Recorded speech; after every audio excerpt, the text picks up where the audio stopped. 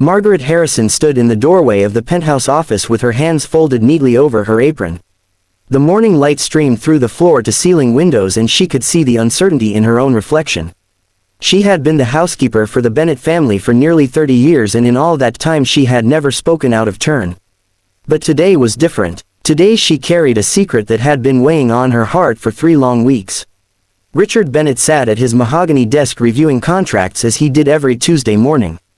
He was 47 years old now, and the years had been kind to him in some ways and cruel in others. Success had come easily. He had built an empire from the ground up and his name was known in boardrooms across the country.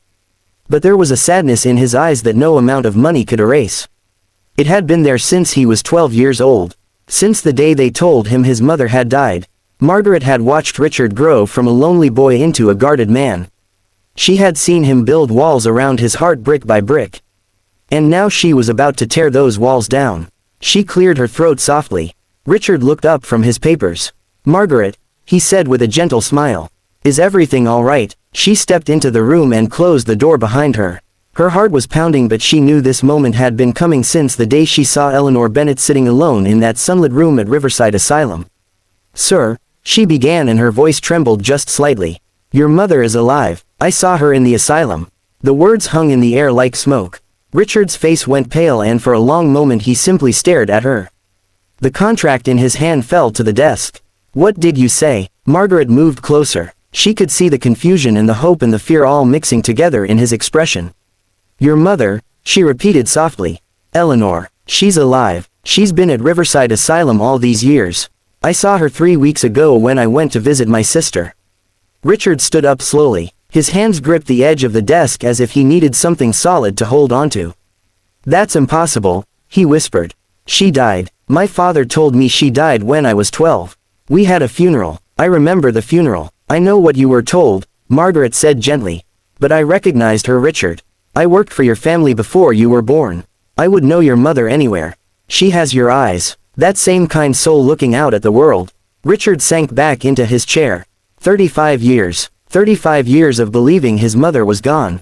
35 years of missing her. Of wondering if she would be proud of the man he had become. "Why?" he asked, and his voice cracked. "Why would my father do that?" Margaret shook her head. "I don't know the whole story. But I do know that your mother struggled after you were born. She had what they called melancholy back then. What we understand better now is depression. Your father was a proud man, Richard. He came from a generation that didn't understand these things. Maybe he thought he was protecting you. Maybe he thought he was protecting the family name." Richard's hands were shaking. He pressed them flat against the desk. "Is she?" He paused. "Is she all right? Does she know who she is?" "She knows," Margaret said, and now there were tears in her own eyes. "When I spoke with the nurses they said she has good days and difficult days. But she remembers you, Richard. She asked about you. She wanted to know if her son had grown up to be happy." Richard stood again and walked to the window. The city stretched out below him. All those buildings, all those lives, and somewhere out there in a place called Riverside was the mother he thought he had lost forever. "I need to see her," he said. "I know," Margaret replied. "That's why I told you." The next morning Richard drove to Riverside Asylum. Margaret sat beside him in the passenger seat. Neither of them spoke much during the hour-long drive. What was there to say? How do you prepare to meet a ghost? The asylum was not the dark and terrible place Richard had imagined. It sat on a hill surrounded by gardens. The building itself was old but well maintained. Inside the halls were quiet and clean. A nurse named Jolie met them at the front desk. She had kind eyes and a warm smile. "Mr. Bennett," she said, "we've been expecting you. Your mother has been very anxious since Margaret called yesterday. She's been asking for you every hour." Richard's throat felt tight. "How is she?" "Today is a good day," Jolie said. "Come with me." They walked down a long corridor lined with doors. Each one represented a life. A story. A person who had been tucked away from the world. Richard felt anger rising in his chest. Not at these caregivers who seemed so gentle. But at his father. At the man who had made this choice. Who had stolen 35 years from both of them. Jolie stopped at a door near the end of the hall. She knocked softly and then opened it. The room was bright and simple. There was a bed with a colorful quilt. A small table with flowers. And sitting in a chair by the window was a woman with silver hair and familiar eyes. Eleanor Bennet looked up, and when she saw Richard standing in the doorway she gasped. Her hand flew to her mouth. "Richard," she whispered. "My Richard." He couldn't speak. He could only nod, and then he was moving across the room and kneeling beside her chair. She reached out with trembling hands and touched his face. "You're so grown," she said, and tears rolled down her cheeks. "You're a man now. My beautiful boy is a man." "Mom," he managed to say. "I thought you were gone. I thought I lost you." "I know," she said. "I know what he told you. And I'm so sorry. I tried to get better. I tried so hard, but he said it was too late. He said you were better off thinking I was at peace." Richard took her hands in his. They were soft and small and real. "I'm here now," he said. "And I'm going to take care of you. You're coming home." Over the next few weeks Richard worked with doctors and lawyers. He learned about his mother's condition, about the medications that helped her, about the therapy that gave her tools to manage the darkness when it came. He learned that mental illness was not a weakness or a shame. It was simply an illness, like any other. He set up a room for her in his home. Margaret helped choose the curtains and the bedding. They picked out colors Eleanor had loved when she was young, soft blues and gentle yellows.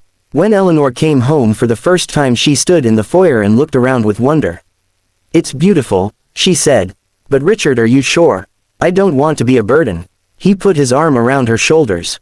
"You could never be a burden," he said. "You're my mother, and I've missed you every single day for 35 years. Life settled into a new rhythm. Eleanor had her routines. Some mornings she wanted to sit in the garden and feel the sun on her face. Other mornings the weight was too heavy and she stayed in bed. Richard learned to read her moods, to give her space when she needed it, to sit with her when she needed company. Margaret watched over both of them with quiet satisfaction. She had kept the secret as long as she could bear it. But in the end, love had required truth, and truth had given them both a second chance. One evening several months later, Richard and Eleanor sat together on the terrace watching the sunset. The sky was painted in shades of orange and pink. "Do you remember," Eleanor said softly, "when you were little you used to ask me what clouds tasted like?"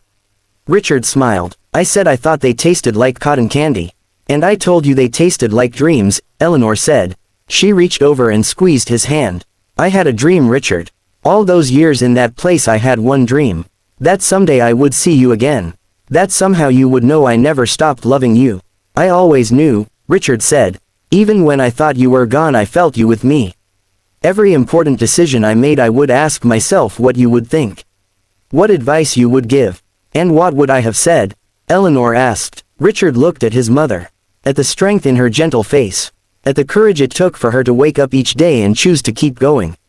"You would have told me that success means nothing if you don't have people to share it with," he said. "You would have told me to be kind, to be honest, to never forget where I came from." Eleanor smiled. "You turned out so well," she said. "Despite everything, despite him, despite losing me, you became a good man." "I had good examples," Richard said. "I had Margaret, and I had memories of you. The real ones, the ones he couldn't take away."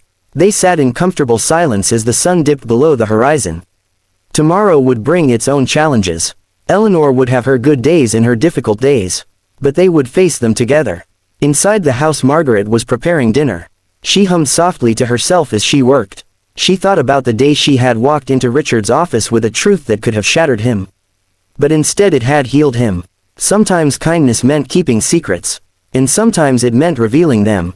Love she had learned over her many years was not always simple. It was not always easy. But it was always worth fighting for. And some bonds not even time or distance or deception could break. A mother's love for her son. A son's love for his mother. These things lived in the heart where no one could touch them. The Bennet family had been broken. But now slowly, gently they were becoming whole again. And that was enough. That was everything.